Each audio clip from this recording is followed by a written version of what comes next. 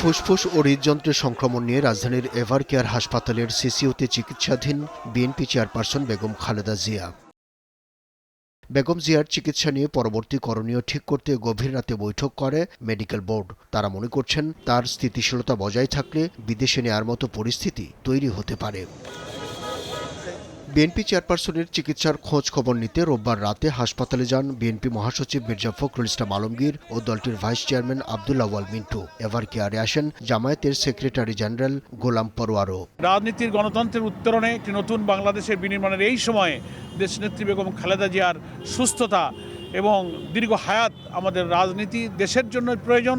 আমরা বাংলাদেশ জামাত ইসলামীর পক্ষ থেকে সারা দেশে আজকে আমরা দোয়া নফল ইবাদতের মাধ্যমে বেগম খালেদা জিয়ার সুস্থতা কামনা করেছি। একটু ইমপ্রুভ, কিন্তু আগের মতোই। এবং তাছাড়া ওনাকে দেশি বিদেশি ডাক্তার যেখানে যাদেরকে সংযুক্ত করা যাচ্ছে সবাইকে সংযুক্ত করা হয়েছে। বেগম জিয়াকে দেখতে গিয়ে তথ্য উপদেষ্টা মাহফুজুল আলম জানান, তারেক রহমান দেশে ফিরতে চাইলে সব ধরনের সহযোগিতা করবে সরকার।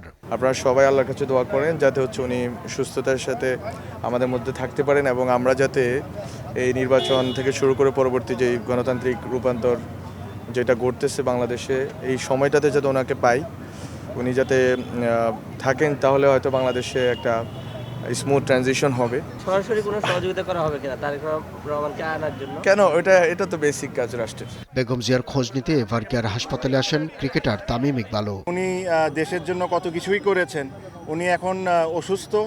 আমি এটাই আশা করব আর রিকোয়েস্ট করব সবাইকে যে জিনিসটাকে পলিটিক্যালি ভাবে না দেখে সবাই ওনার জন্য দোয়া করুন যেন উনি তাড়াতাড়ি সুস্থ হয়ে যান। দলের চেয়ারপারসনের অসুস্থতার কারণে বিজয় দিবসের কর্মসূচি স্থগিত করেছে বিএনপি।